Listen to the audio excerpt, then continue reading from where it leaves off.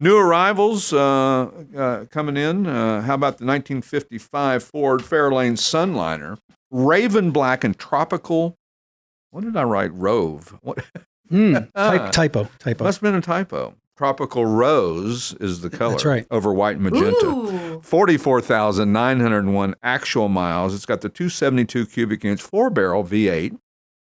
Ford automatic transmission, wonderfully restored. It's a beautiful car. Power brakes and steering, power windows, power seat, power top.